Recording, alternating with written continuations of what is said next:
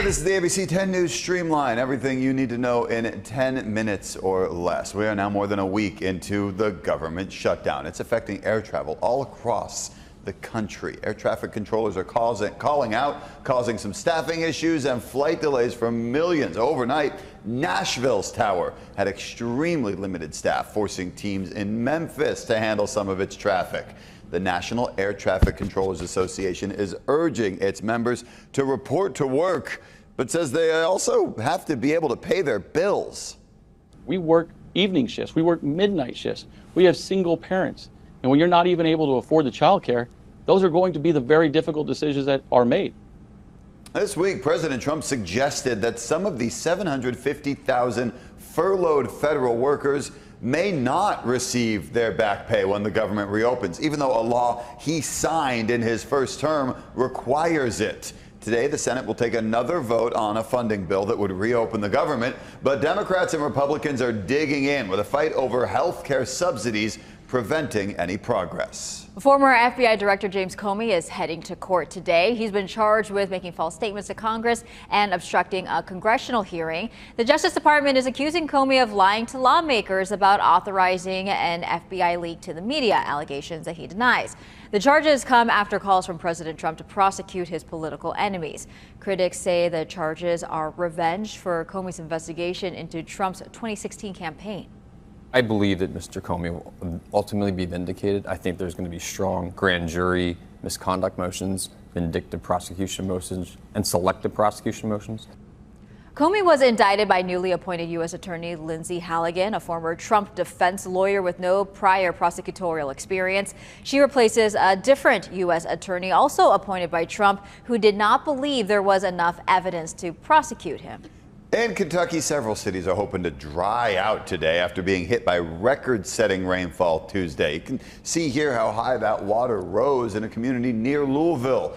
Cars are submerged. The water was creeping up the stairs of homes and businesses. Emergency workers responded to dozens of rescues. That rain washed out several roads. It caused one street to collapse. Meanwhile, a small plane overshot a runway at a Louisville airport, ending up near the 17th hole of a golf course. You can see the plane on its nose in this video. 2 pilots and 2 passengers on board were not injured. They're still trying to figure out what caused the plane to miss the runway. There's no word on if this mishap is related to all of that rainy weather. I want to show you a new video here showing a group of people helping a man that ICE agents attempted to detain. Now, this happened over the weekend. The video here shows 2 masked agents pulling a man toward an unmarked vehicle while he pleaded for help.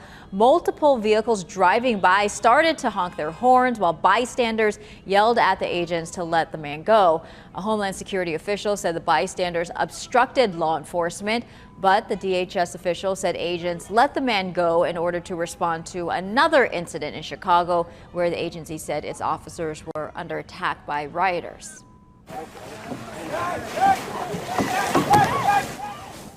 Yeah, check out this terrifying moment, leaving those tourists scared for their lives. So that elephant there was protecting the herd's young calves. The elephant charged at the group while on a canoe safari in Botswana. We could tell that they were kind of getting a little annoyed at our presence, and then just in the blink of an eye, things kind of changed. The elephant trampled another tourist in the group. That person thankfully survived because this happened in the water, which acted like a cushion. Experts say an elephant guarding calves is considered one of the most dangerous animals in the wild. There is growing concern around Dolly Parton's health after her sister posted to social media asking for prayers. Frida posted on Tuesday saying she was up all night praying for Dolly and asked for her fans to be, quote, prayer warriors. A week ago, the 79-year-old country superstar announced she was delaying her Vegas residency. It was set to start this December, but it's now been pushed back to next fall. Parton has not released any details about what her health issues are, but says she needs a few procedures. Now to your consumer news. Scammers are using one of the most frustrating pieces of equipment in the office to target small businesses. Joe Ducey, our partner at the Better Business Bureau, shows us these tricky tactics involving a printer. Have a printer at work? Most of us do and probably don't even think about it. That's what scammers are counting on.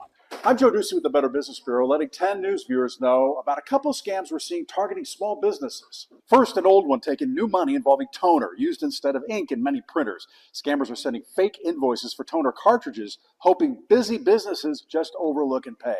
BBB Scam Tracker shows a business losing $474 thinking the invoice was their monthly reorder. It was not. A small Escondido school says if we hadn't double checked, we could be out almost $1,700. So take the time before you write the check. The other scam involves online reviews, which can make or break a business. Scam Tracker shows a business ignored an email from a company saying it takes down fake reviews. Later, they got a bad review about an incident that never happened. The review company emailed again demanding pay to take down the negative comments. If it happens to you, don't pay. Easy to say, but I know that Google and other platforms have processes to report and take down fake reviews. BBB will not take anonymous reviews, validates emails, phone numbers, and more. More on these scams at 10news.com, and I'll see you next time. Hi! Hi, where's your mama? I want to show you this heroic moment captured on body cam video when that dog helped save an elderly woman in Florida. The woman's husband called police after she didn't return from her normal 10 to 15-minute walk. A deputy began driving down the road and found the family's dog. That's Eeyore. That's when Eeyore led the deputy to the injured 86-year-old woman. The woman had fallen while taking Eeyore on a walk, and of course, now he gets a lot of pets and a lot of praise for his rescue efforts. I hope he gets a lot of treats, yes. too. A teenager has created a new app to help people experiencing homelessness find the resources they need. In today's Social Spotlight, Emily Coffey shows how it works and why this high schooler behind it says it's already changing lives.